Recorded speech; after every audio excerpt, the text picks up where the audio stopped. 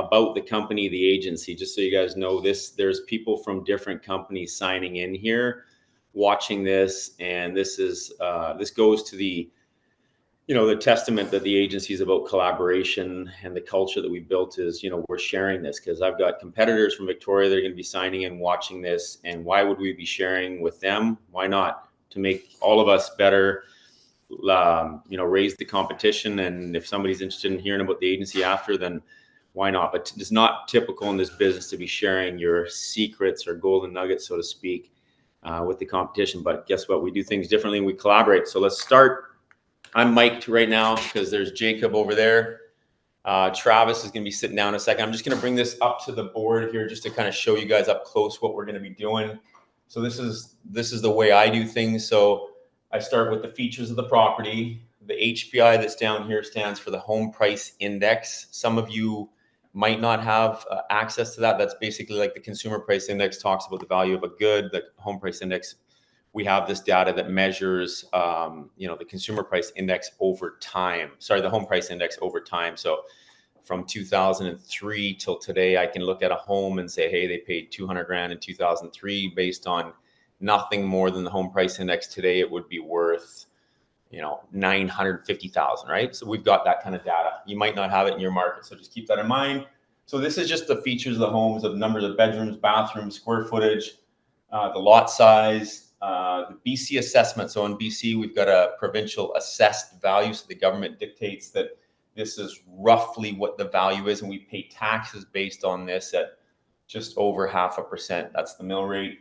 When they purchased it, how much they purchased it for. And then I do a calculation of the home price index, which puts it at worth 2.8 million bucks. But this home's a new home, so it's not accurate, but I'm just going over an example. This is a listing I just sold, completed about 2 weeks ago. Advantages, objections, solutions, target buyer, where the buyer is from, the origin, and the strategy. The strategy is broken up into pre-MLS, all the things I'm going to do before listing the home, and then all the things I'm going to do once live. So I'll put this back down here. I'll talk to you guys, and I'll be writing down in the board. So I'm going to pretend that you guys are the seller. Travis is sitting behind the computer screen, and I'll talk to you like you're the seller. So I would start off by, just so you know, I do a two-step appointment. The first one is I go to the person's home. I do nothing more than take notes. It's a chance for me to connect with the human in front of me, to be present, as opposed to thinking in your mind always, how much is it worth? Is the home worth 3 million, 2.8, 3.2? And then you're not actually mentally present. You know what I mean? So it's important to be present. So I go to the home, I write my notes, and then I come to this appointment. So if somebody, for example, says, well, on the spot after the first appointment, they want to know how much their home is worth, I say, well, you got to come to my office to do the second appointment, and that's where I'll go over what your home is worth. If they insist on a price there, chances are they're probably price shopping. Their cousin's a realtor. They just want to know a number and be done with you. That's not a real listing appointment, but I'm going to ask those questions in advance. So, hey, seller, let's pretend in this case Travis is here. So Travis calls me, says, I'd like you to come take a look at my home. I say, Travis, thanks where did you find me? So he says, I've seen your name all around town. I've seen it in advertising. Great. So, okay, so this is how I do things. I'll come to your house and I'll take some notes. I'm not going to come with any preconceived notions or values on what your home is worth. And then after that, I'll do a second appointment where I make a presentation for you at my office, and I'll break down everything, all the advantages, objections, if there's an objection, what the solution is, who the buyer is, where they're from, and marketing. Does that sound good? If Travis says, well, I'm just kind of looking for a price, then, we're the guy, yeah, exactly. The bro's waffling. Like they're basically just shopping around trying to get a price. I'm not going to waste my time. I'm going to say, look, Travis, it's important that you give me the 2 steps, because I can't come into your home already thinking what it's worth when I haven't seen it. Then I'm going to be coming in, like super focused and without even having the information. Homes are sold on feelings, not on visual appeal. So when I go into a home, I'm connecting with the human and I'm taking in the home. I'm being present and I'm feeling the home. So we'll jump into it. So thank you for coming today, Travis. So I've already met Travis at the home, wrote all my notes. I've got my own thoughts on this. Just so you know, when you go into somebody's home and they ask you, what do you think my home is wrong with my home? Maybe they didn't sell before, this, that, the other. Do not tell them on the spot, what you think their home is worth. And some of you might disagree. I'll tell you why. When you're in their home, it's the mother bear protective person that is going to be more insulted. So if I say, Travis, in this case here, one of the objections, which we'll talk about in a second, if I brought that to his attention at the home during the first listing appointment, when we haven't even had a chance to connect, he doesn't even know if he likes me, my style, that person is less likely to listen to me and probably less likely to connect with me because I've insulted him in his home. So I'm the one saying, you know what?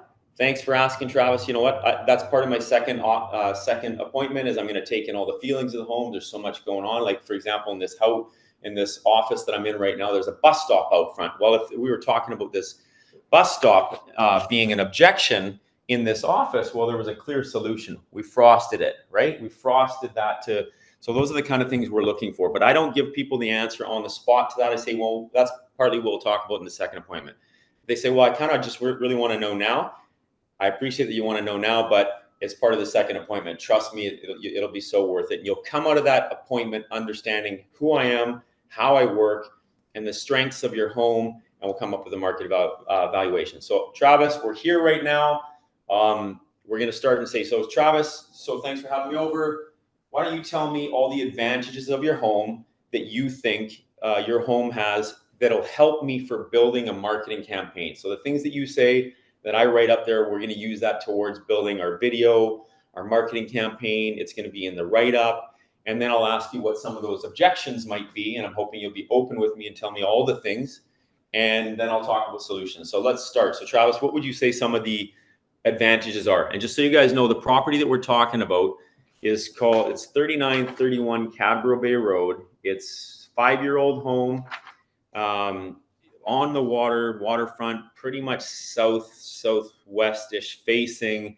It's a killer property, right? So there's a lot of advantages. So we're gonna ask him, and I'll kind of speed things up a little bit more than we normally would. But Travis, why don't you tell me some of the advantages you would think your home has? Well, right off the bat, location, being on the ocean, great amenities, newer construction. Yeah. Yeah, I mean, Cadbro Bay is one of the prime communities in Victoria. Yeah.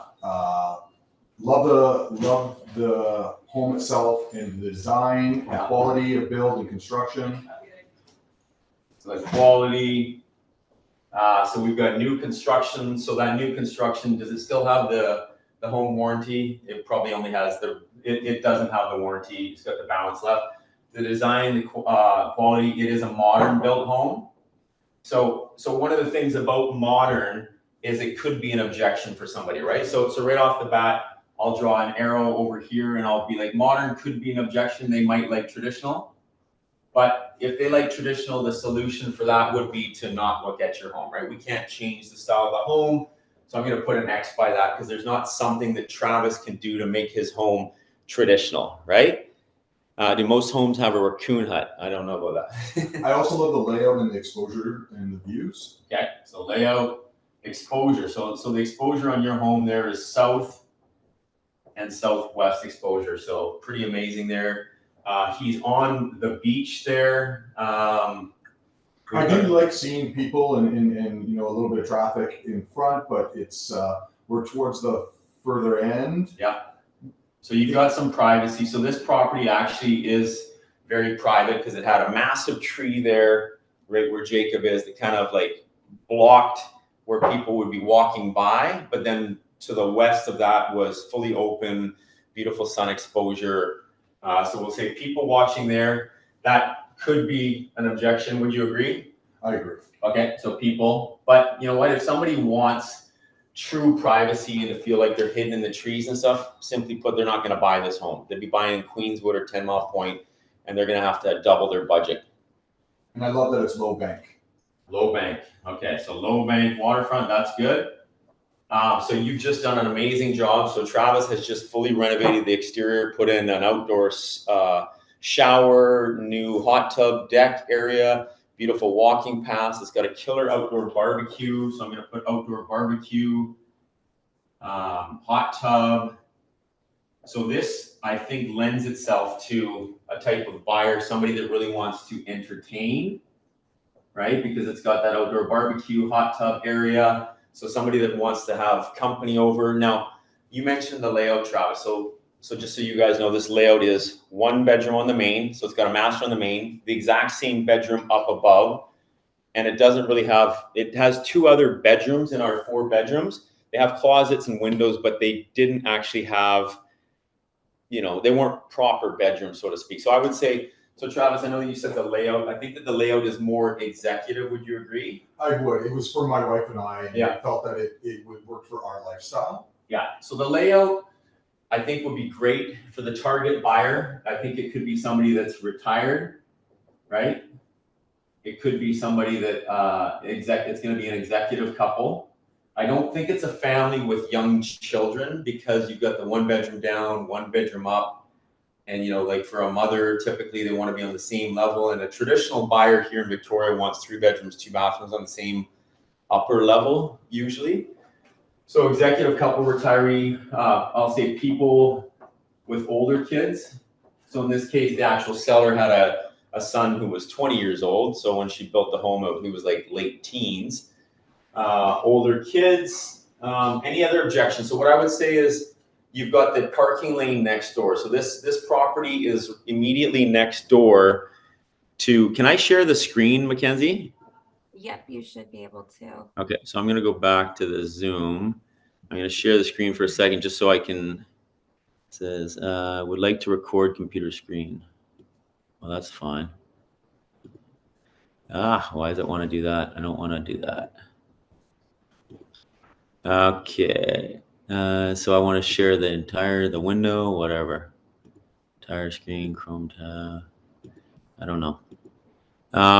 Anyways, it's not allowing me to share the screen for some reason. It's going into some weird setting. Let me see if I can do. Oh wait, here we go. Here we go. Can you see it now? No. Do you see a different screen? I see our same screen. Same screen? Okay, it's not sharing yet. Okay, I'm gonna go back here. So you're not seeing this other screen right now with this house? No. Okay. Let me see.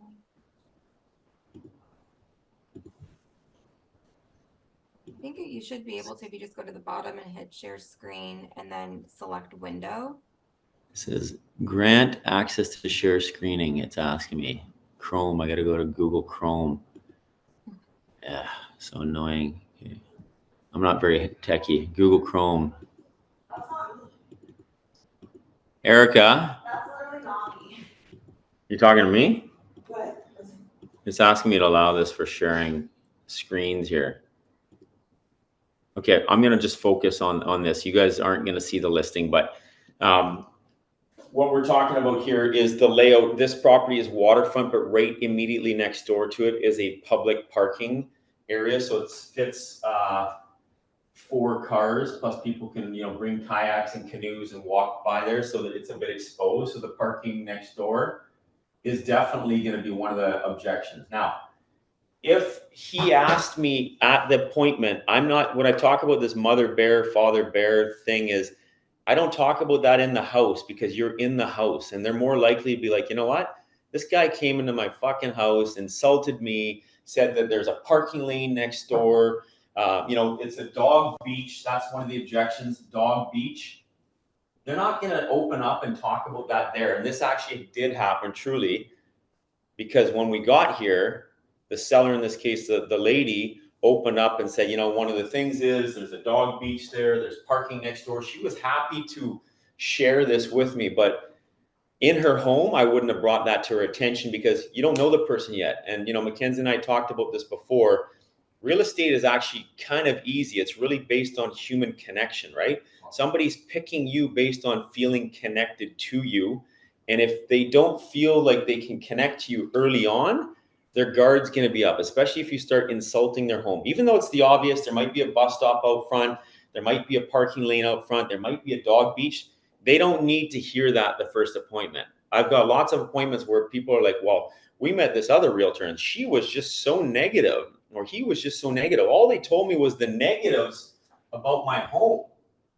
Well, I'm going to do that right now, but I'm going to do it in a controlled environment that's my environment outside of their home. This is not their home. They're not going to be mother bear anymore. They're going to open up and tell you the same thing. Now they'll just be like, you know, the neighbor next door is crazy. They're always working on their car.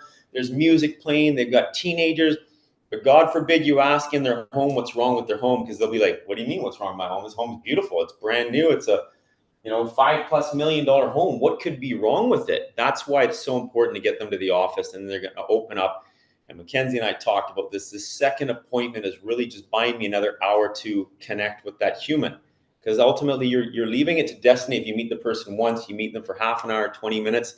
Do you think that they're connected to you? No. Here comes Jason Manab, meets them, spends an hour, hour and a half. I'll give them 2 hours time. I don't care if they want.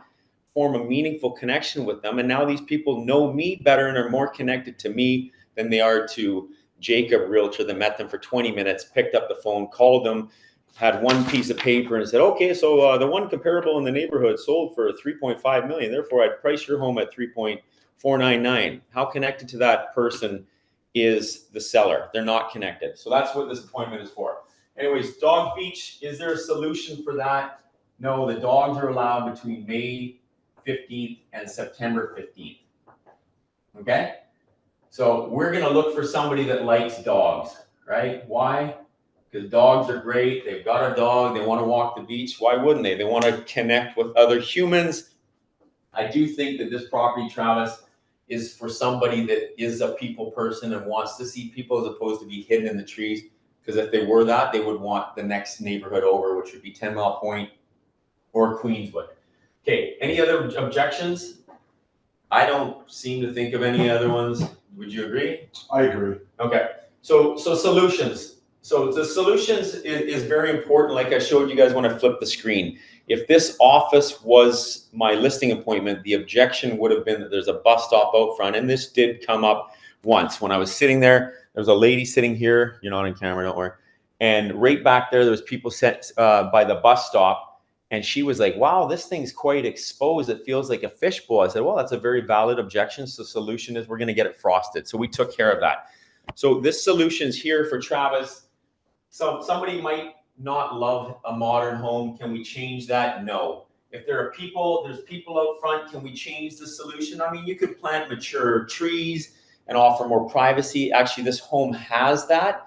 And by the time we plant more trees and they grow in, it'll be too late. Travis wants to list this home in 2 weeks. So I'm going to say to Travis, hey, look, I do believe that the person that's buying it, they like people, they like action, they like the hustle and bustle of it's a busy beach. This is a busy beach. So I'm not going to ask him to do anything. Can he change the layout? No. Can he change the parking? No. But also part of this solution is when a realtor, so when Robin, a realtor, calls me and says, hey, Jason, my clients are thinking about coming and looking at the home. I noticed there's parking next door. I've already talked to the seller about this. So I say, Travis, what's the situation with the parking next door? He says, well, look, Saanich polices it. The bylaw person comes by several times a day. There's really only room for 4 cars. And if anybody else parks there, they get towed. So that's good information to know. So when Robin Realtor calls and says, hey, there's a parking thing next door, it seems to be, a concern for my client. I say, hey, look, from inside the home, you can't see it. From outside the home, you can't see it. And Saanich comes by several times a day. And the bylaw guy comes by and he tickets people and makes sure that people aren't parking there that aren't allowed to be there. I've actually seen it. So I'm going to write down bylaw. So this isn't asking Travis to change anything. It's just a note for myself, and I'll take a picture of this and keep it. When realtors are calling me, if that's an objection, I should have had this conversation with Travis, seller, in advance, so I'm well prepared to answer any objections. I've got a listing right now in Mount Joy. Everybody's like, well, it's a strata. Okay, well, the strata doesn't have fees. It's this, that, and the other. I've already talked about all the negatives so that nothing is going to catch me off guard, right? Because the minute you hesitate, somebody says, hey, how did you come up with your price or something negative? If you hesitate, you're done. They know that you believe that it's a negative as opposed to me being able to spin it as a positive, right? Or have an immediate solution. Okay, so the target buyer. So Travis, we're going to talk about the target buyer. I did mention a few people up there already, or type of buyers. I think there's somebody that wants to entertain.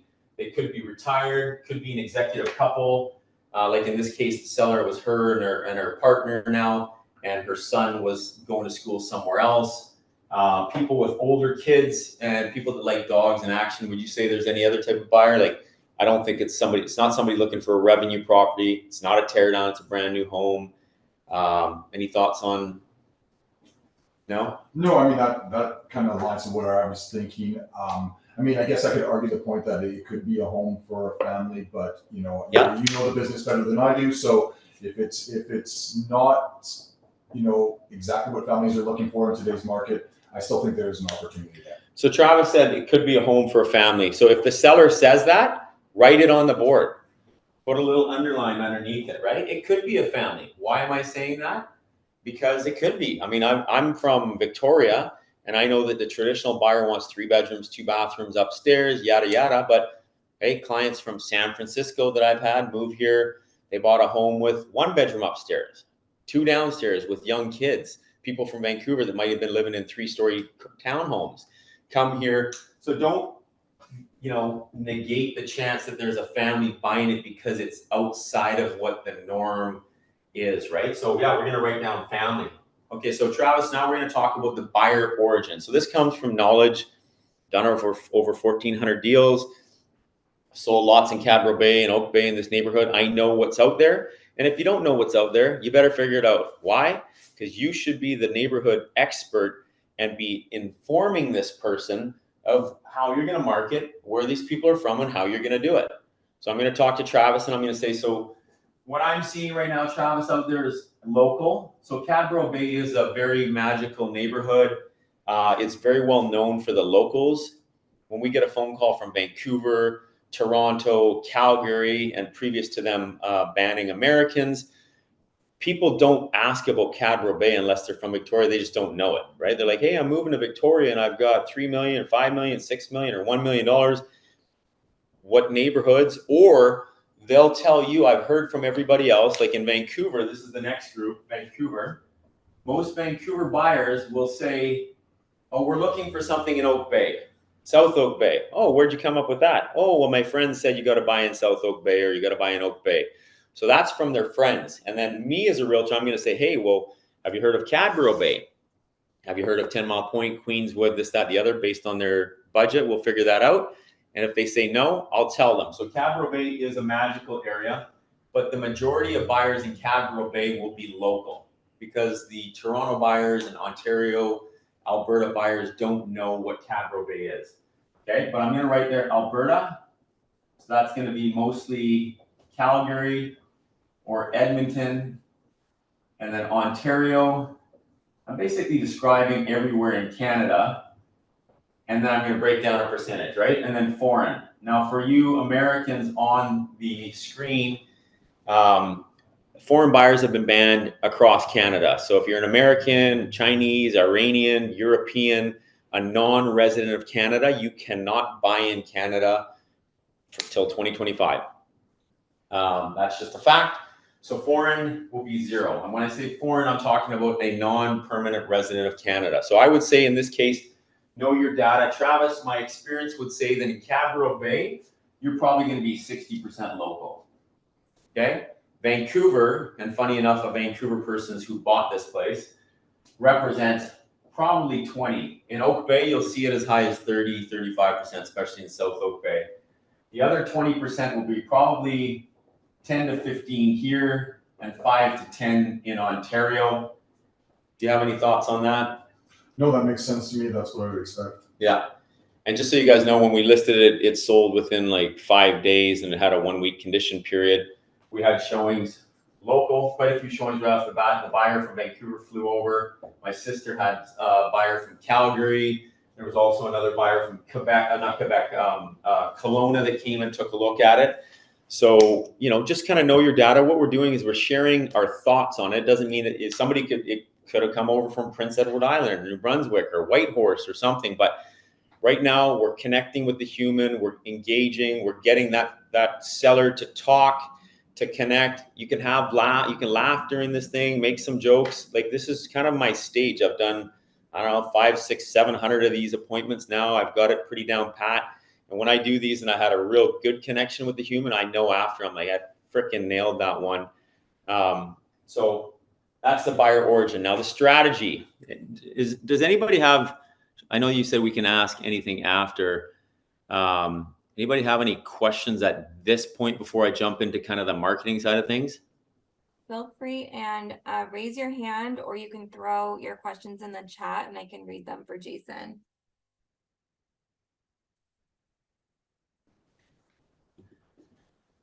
Looks like we're good so far, Jason. Okay, no problem. So I'll continue on. So the next one I'm going to talk to the seller about would be the marketing, right? So because my share screen, I don't think was working. Let me just see if this works again one more time. Please grant access. It says Erica, grant access. Erica is doing our tech. Jason, Alexandra did ask, how long does your average listing presentation last? Alexandra. Okay, so good question. So, you know, I asked Mackenzie, how long do I have? She said, you've got an hour. I said, perfect. My listing appointment typically here, Alexandra, takes an hour to an hour and 15 minutes, just depending on, you know, how much I'm talking. And I do a lot of talking, obviously. During this appointment, I'll ask a lot of questions. So if the seller, you know, if I'm having a good time with the seller and we're connecting really well, I'm not going to rush it. One of the things about this appointment is really what you're trying to form a connection with a seller.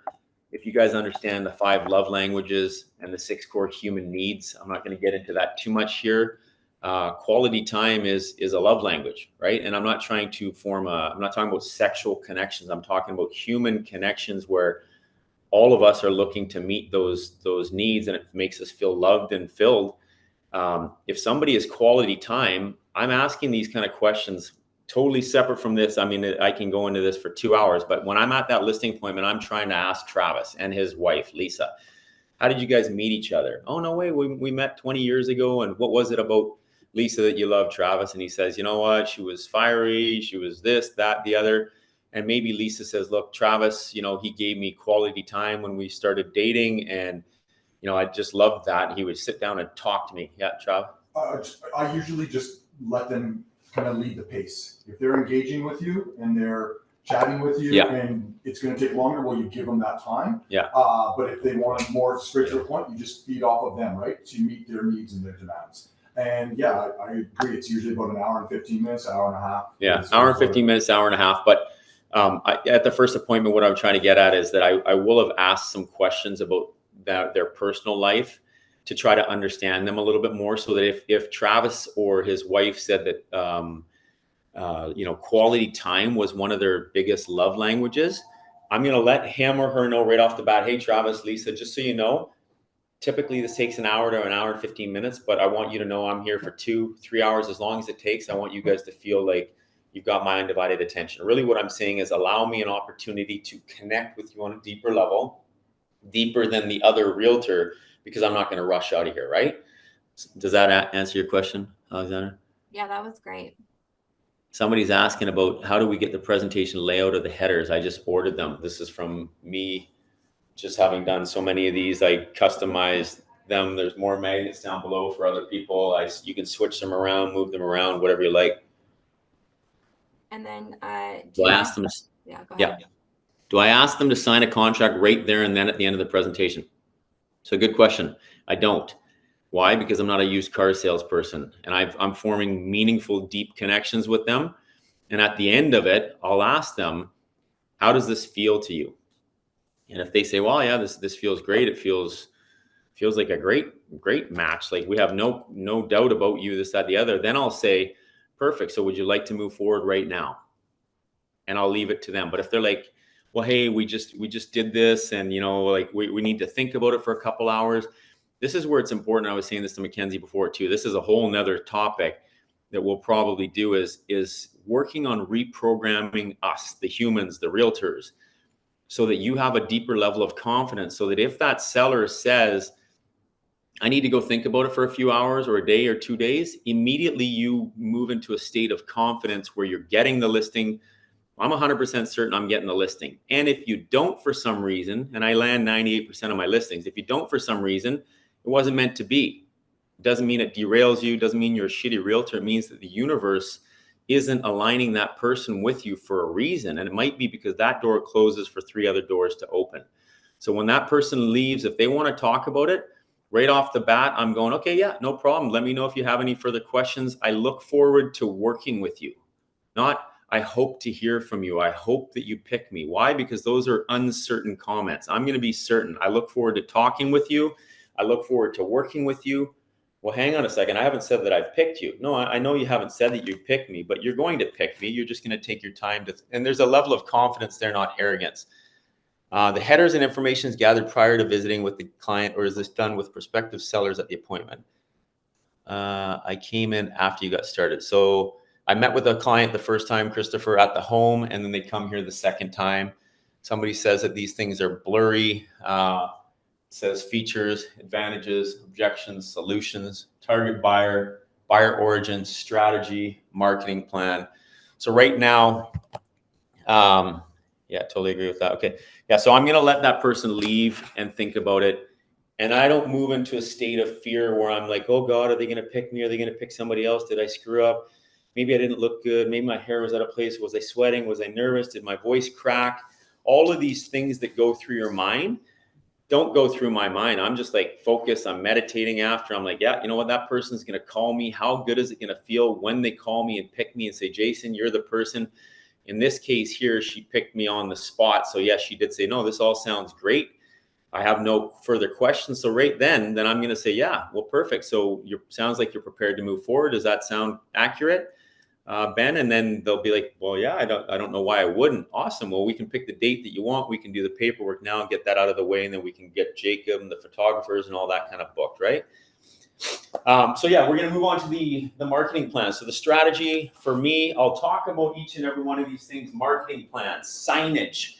Okay. This part's kind of fun. Signage. That's the first thing I do when I get a listing is order up a for sale sign. Why? 5 to 10% of all sales come from a for sale sign. Then we get photos. The photos are daylight photos, daylight photos, twilight photos. We do video, lifestyle video. We get floor plans, 3D tours done.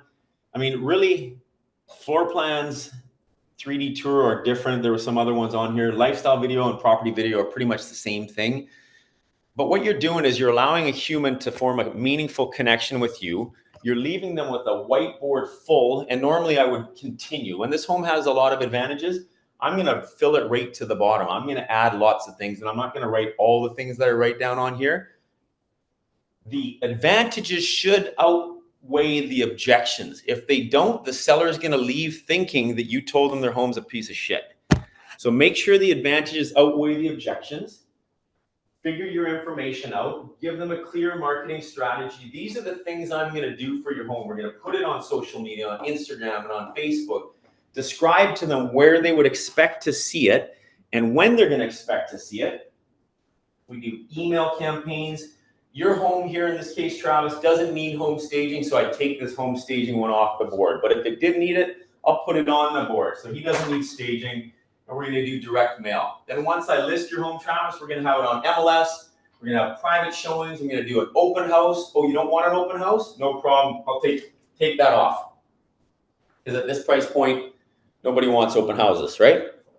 Reverse prospecting agency website, which is one of the best websites in the world. It won several years in a row for the #1 website based on user friendliness and all that kind of stuff and visual appeal. Realtor open house, realtor tour. So once I've done all that, I say, do you have any questions, Travis, on any of that?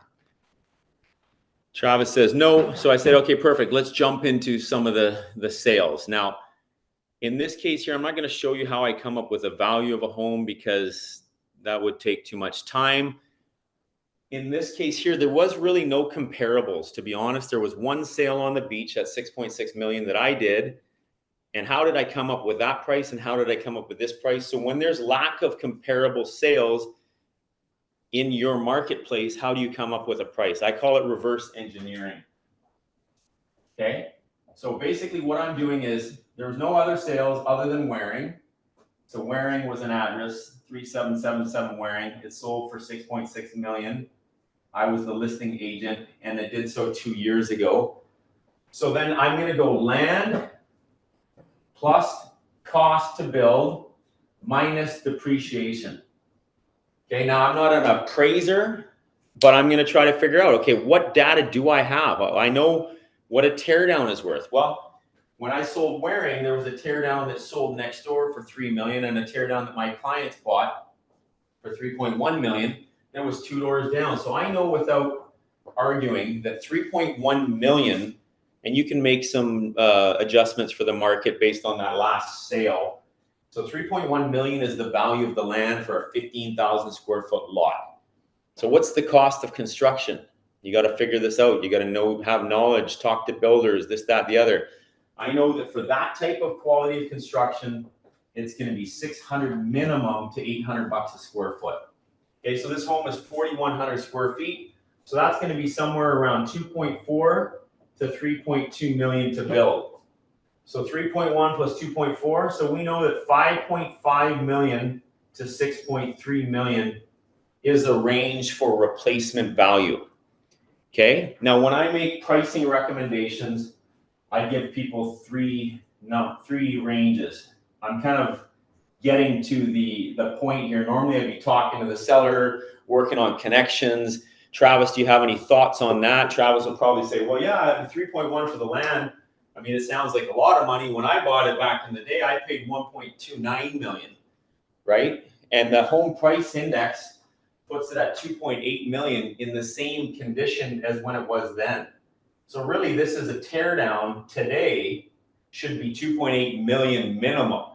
So that's based on just the home price index. So even if you adjusted this to 2.8, you can bring this down, you can bring this down. You still have a range. And the way that the range works in Canada is prices go up in $500,000 increments. So people will look at prices from 4.5 to 5, 5 to 5.5, 5.5 to 6, and 6 to 6.5. Well, I know I sold one in this range. I know that the data is showing it's somewhere in this range here. It's 5.5 to 6. So I would say in this, a low price is 5.5. At $5.5 million, this home should have multiple offers. How would you feel about that? We're underselling at that price. So Travis says we're underselling at that price when he's being kind of a dick here as a seller, which, hey, don't get me wrong, they can be that way, and but you'll get a real indication right off the bat. If Travis is unhappy with 5.5, whoa, Travis, I'm not saying that's what I would list it for, but would you not agree that at 5.5 that price is low and should get multiple offers? Yeah, you would hope so, right? But we're not in that market. So I'm gonna quickly so Travis, just so you know, a low is a throwaway number. I'm going to strike that off. I don't want you to say I don't want you to think I'm saying your home's worth 5.5. I just want you to agree this is low. So I've already got from Travis, he knows it's not worth 5.5. Okay? So you can see somewhere in this range here, 5.5 to 6. How does that make you feel? Yeah, I was thinking in that range somewhere, probably a little bit closer to the 6, but that's my thoughts. That's why I'm here to see you. So he just said he was thinking somewhere in that range, but he's here to see me. I'm the realtor. And that's what's like, a lot of people will tell you what they're thinking if you ask the right questions. So I know right off the bat, Travis thinks the home is somewhere in this range. So perfect. So the sharp range for this thing is probably 5.8 million. Okay. Why do I say that number? I don't know, because it's somewhere in between here and here. There's a $700,000 spread there. If you depreciated that, or $800,000 spread, 400 grand is the middle, so 5.9 minus depreciation, so 5.8, maybe it's 5.75. That sounds better. Why? Because people think in 250,000s in this range, and they think in hundreds and then 50s. But our range in Canada goes 5.5 to 6, so we're going to pick the middle and say that's the sharp price, and the high would be 6 million bucks. Would you agree? Do you not think that at 6 million you're pulling the accordion? Well, after talking to you and seeing what you have to talk about and explain it, yeah, I think that seems reasonable to me. Perfect. Okay, so let me just tell you this. So there's two things in this business, Travis. There's time and there's money. How important is it that you sell this home for all the money in the world? It's not. Not. So is it more important that you in a timely manner and reduce your I'd like to see risk and certainty and the amount of times you have to clean and inconvenience of your life? So if you know that client and you've asked the questions there and you've talked to Travis and Lisa at the home, and I figured out that one of Lisa's 6 core human needs is certainty, Lisa wants to know that the home has sold, how much money she's got in her pocket, how long she's going to have to clean the home for, because it's going to take 3 hours every time to clean this home. If certainty is important to them, in this situation here, time versus money, most of the time people don't want all the money in the world. They want certainty, which means they want to sell it in a quicker period, and they don't want all the money in the world, but they don't want to give it away, right? So something fair. So right off the bat, I know here that Travis might want to list for that. Lisa might, but they probably want to sell it in a timely manner. But in this example here, I did list the home for $6 million. Why? Because it was the only thing on the market that was this sexy, beautiful, new, turnkey, you know, no worries, the location. So we pushed it. We ended up selling it for $5,750,000. But I'm the type of realtor that if I think you're going to sell for $5,750,000, I'm not listing for $5,750,000 because then they're going to offer $5,500,000. So we listed it at $6 million, sold it for $5,750,000. But I've given Travis options, time and money. I've given him a range of price, low, sharp, and high. If he thinks this number is the number you're saying, you're done. That's why I wrote an X across it. I crossed it off. I addressed Travis, said, hey, by the way, don't think that that's the price. I was just letting you know that that's low. You agree, correct? So we're working in this range.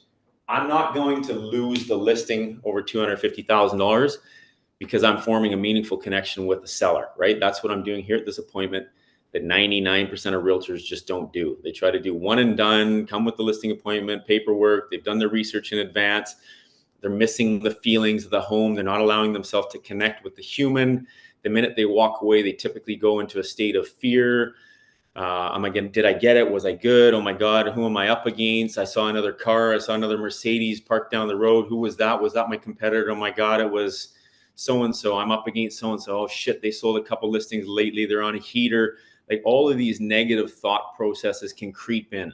That's not what's going to happen for me. Why? Because I've worked on myself, reprogrammed myself, and I've got a deeper level of understanding and confidence, which is a whole nother conversation and a whole nother session.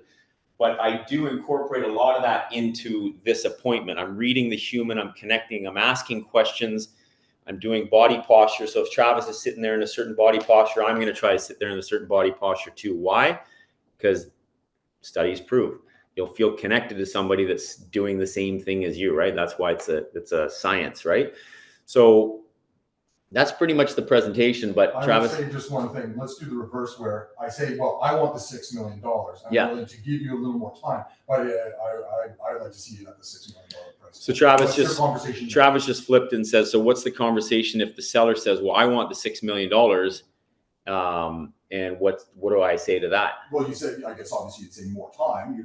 I would say, okay, well, Travis, so if you wanted to get $6 million, no problem. We can try for $6 million, but just know that, you know, you had asked me for a 4-month listing contract, but if you want me to push for all the money in the world, I need more time. I've just showed you that. So if you're willing to do a 1-year listing, then I'll take it on at 6.5 or 6.2 or whatever your number is. But just know that in 30 days, I'm going to give you the feedback, and it's not going to be smoke and mirrors. It's going to be direct. If somebody says the home smells like cat piss, I say the home smells like cat piss, not, oh, Travis, there was a weird odor in the home, and, you know, or something. Like, I'm going to give the direct feedback. And if the feedback is relating to price, in 30 days, are you willing to have a conversation about price?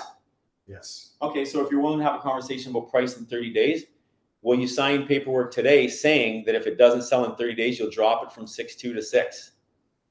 Yes. Why wouldn't you, right? So we're going to get Travis to sign a predated price change because I've just said that the home on the high is 6 million and he wants to try higher than 6. We're just having fun here with different scenarios. So this is important. When you take a picture, this person leaves, they try to take pictures. I say, don't worry about it. I'll take a picture and I'll send it to you. Why? Because I want to remain in control, remain the one that has the information, that can still talk to the people. Hey, any questions after that? Just so you know, when I circled this 5.5 and put an X across it, I was making sure you understood. I'm not saying it's worth 5.5, but when somebody leaves and look at all that on the whiteboard, how much more powerful is that than a phone call from your 99% of realtors that are like, hey, thanks for having me over. Here's my one piece of paper, and the one comparable in the neighborhood sold for 3.5, so I would list yours at 3.4999. Well, Jason might be saying the same thing, but I just spent 2.5 hours with people formed meaningful connections, asked about their relationship, figured out their love languages, their 6 core human needs, and I formed a deep, meaningful connection with them, I'm guessing I'm winning. And 98% of the time I do. And the 2% that I don't win, most of the time they're shopping for information or shopping for prices or whatever. And it's not a real listing appointment, but I'm going to gamble. I'm going to take a chance, a 50% chance to get it rather than just not showing up, right? Or coming to you the minute it doesn't Or sell. the minute it doesn't sell, they're going to call me anyways, right? So that's kind of the appointment. I've done it in 49 minutes there, and I've got some room for some time for questions if anybody has any. Typically, I would be showing you the screen of my listings, my photos and floor plans and all that kind of stuff like I would show the sellers. And I do that here on the TV. I give them an example of the video, of the floor plan, the 3D tour, just showing them what it is. So they should come out of this appointment with a very clear understanding of how Jason Manab works, the agency, the brand. I haven't even gone over the brand here and the marketing and the print and all that kind of stuff, but this business isn't rocket science. It's human connection. You will get picked or not picked based on the connection you formed with that person, or if somebody else formed a better connection. Now, somebody else formed a better connection. They could have been newer, doesn't matter about the sales. It's human connection. We're all looking for love and for connection. And if you lose, ask the person, hey, why was it, Travis, that you picked Jacob Realtor over me? Most of the time they're going to say, you know what? He said better looking. They would normally just say something like, well, I don't know. We just felt more connected, or we just felt more, I don't know, like it's going to come down to human connection. That's why you win or don't win. So if you're new, focus on connecting. If you're established and old like me, I've been doing this 19 years, focus on connection. Ask great questions, listen, right? And ask clear, concise, and direct questions. So Tara had a question. How do I handle, or there's a couple of people, how do I handle out of country or out of town sellers who can't make it to a meeting like this Zoom session right here? So if they've got a representative I meet at the home, I will meet them at the home and I'll connect with that person, because that person has a voice too, right? A caretaker for a home is going to call the seller, Christopher, and say, hey, I just met with this Jason guy. Really nice guy. Yeah, we laughed. We had a good time. He had a car. We connected on cars, or whatever it is that you're looking for human connection, right? He's going to tell that representative. Then when you talk to the sellers, like, hey, Travis, Lisa, I look forward to meeting you guys in person in the Zoom session. I really enjoyed meeting your representative, Jacob. Funny guy, with crazy stories. We had our first car was the same. It was a 1972 BMW, whatever. And we laughed about that. And, you're looking for a way to connect with humans, right? So that's how I would do an out of town, out of country is still doing the Zoom session. I've got the board. Sometimes people say, hey, I can't do the Zoom session. Then I'll do this myself. I'll write up the whiteboard myself with all of that on the screen, and then I'll send them a picture of it, and then I'll call them. And I say, hey, so I just wanted to go over this. I did the appointment as if you were sitting in front of me, but you weren't, and I just wanted to describe what you're seeing on the board. And then I'll call that person and go over that with them. Any suggestions for another way of a second meeting in Toronto? We don't have an in-person meeting in our office. You can take this. Yeah, I bought a whiteboard, Tara, little one, I don't know, 2 foot by 3 foot, with the pens and the eraser. Go to their home, sit right in front of them like this, and have a conversation. Hey, Tara, nice to meet you. Let's go over some of the advantages of your home. Would you agree? And I'll write it, and I'll have my laptop, and I'll flip it around, and I'll be like, hey, look at this here, that creepy guy in the corner there, Jacob. I'll show them all the marketing material and things on the computer right in front of them. Can I go through the last 2 columns? Great information. Thank you for sharing. So Ruben, the last 2 columns are marketing material. So these are the things that I do for a home. This is the pre-MLS, all the things I do pre-MLS. And all of us do pre-MLS stuff. We're doing work. I'm just laying it out to the seller in advance. So they're going to be like, holy crap, this guy does a lot before he goes on MLS, which is less work than the pre-work. Wow, this guy's kind of laid out to us that a lot of the work is front loaded. Because what you want is sellers to understand the value we bring. Most people think that we make too much money and we sell things too quick and this business is really easy. It's not. We all know that it's not that easy. We work hard for our money. Sometimes you get lucky and you sell something day one, or in this case, day 5. But we had 6 to 8 showings in that short period of time. I got the seller a lot of money. She was happy. Her expectations were met. We laid out everything, and when I look back at the presentation, this is the exact pricing that I put. Sharp is 575, high is 6, and we went at 6 and sold for 575. So the columns there are all the things I do in advance, and then the other one is once I'm on MLS, what I do, which is private showings, reverse prospecting. That's our system, which allows us to find buyers in the back end. Agency website, my own personal website, realtor tour, realtor open house, all those kind of good things. Anybody else have any other questions here? Do I also go over this with the phone, out-of-state buyers? Yeah, I'll talk about that on the phone, Ruben. Does it work as well in person? In person is the best. Honestly, you young generation, and I don't know how old people are in here, get off your fucking phone with texting. Get on the phone or meet people in person. There is no connection that replaces human interaction. Texting is not how you negotiate with a seller. Call your seller. Call the seller before they're a seller, as opposed to leaving it to text. If they say, hey, I'm busy, don't call me, text me only, then that person's a texting type of person. Then go with texting and have some fun and connect with them. But trust me, human to human, thank you, Deborah, human to human interaction is the best and cannot be replaced. Next would be phone call or a video, actually a video FaceTime. Hey, Deborah, do you mind if I FaceTime you here? I think it's important that you see this stuff here, or some of the marketing that I'm doing, or hey, I've got an idea for your home, and you're FaceTiming them, because it's human connection. Guess what COVID did? It took humans away from us for close to 3 years, at least for the first year and a half or 2 years. First year, you couldn't see your family, had to be parked outside, 10 feet apart from each other. Humans are thirsty for human connection, for hugs, for shaking hands, all that kind of stuff now more than ever. Use that to your advantage. Spend the extra time to form a meaningful connection, because at the end of the day, this isn't a one transaction. By me taking extra time for these people, this person, I'm forming a meaningful connection with a human that is a client who's going to sing my praises to the world. If in the 4 quadrants of humans, they're pleasers, you go extra for a pleaser, because the pleaser is going to tell 10 or 12 or 15 people, you got to use Jason. You got to use Jason.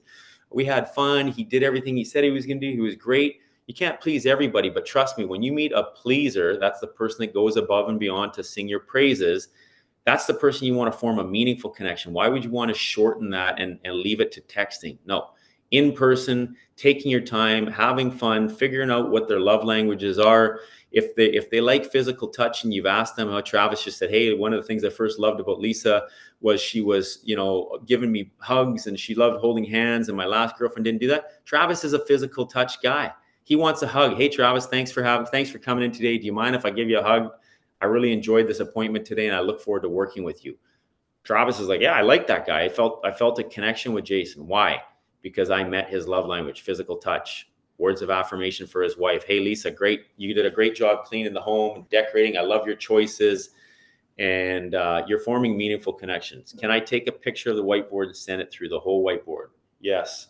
Tara, do you work with the agency? I'm just kidding. But I'll take a photo. How will you send it, Mackenzie? Sorry, what was the question? Just if I can take a picture of the whiteboard and send it through the agency in Toronto. Yeah. So are you with Steven or Peter? If you could send me a picture of the whiteboard, we will add it to the back of this Zoom recording at the end, and it will be uploaded on YouTube and on the Agency University. Perfect. Okay. And she's with Peter, so I can just send it right to Peter too. But happy to take a photo of that and send to you guys.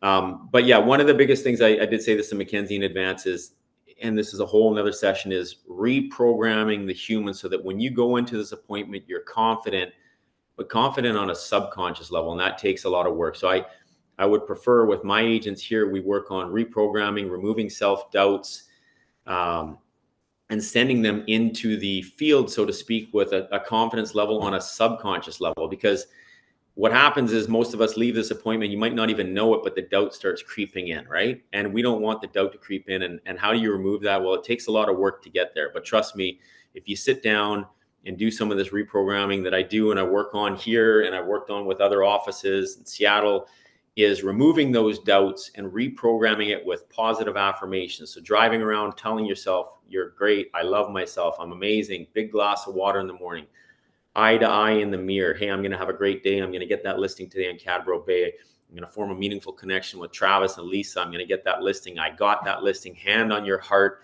driving around telling yourself 400 times a day how great you are and how much you love yourself. Might sound crazy, but it's not crazy, because they say that the average person has 300 to 400 negative thoughts about themselves a day and 6 to 10 positive thoughts. So unless you reprogram that subconscious, you will be driving around after this appointment and the subconscious will be doubting everything. So that's where the positive affirmations, I drive around listening to positive affirmation, whatever, on Apple Play. I go to bed listening to 528 hertz music. I go to bed listening to positive affirmation things on Apple Play. Sometimes it wakes my girlfriend up and she's like, oh my God, somebody was talking. Yeah, they were talking to me and talking to my subconscious, right? So that's a whole nother session. I can't do that today, but if you guys can do some work on yourself, it will make this appointment much smoother, and it'll make once you leave much smoother for you.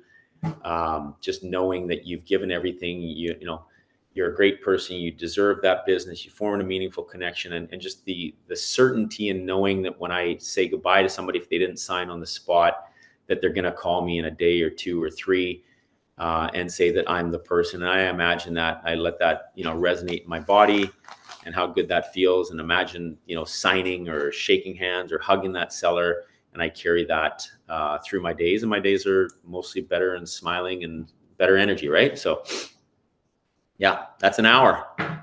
Anybody have any other questions? Thank you. You can email the board to Ruben.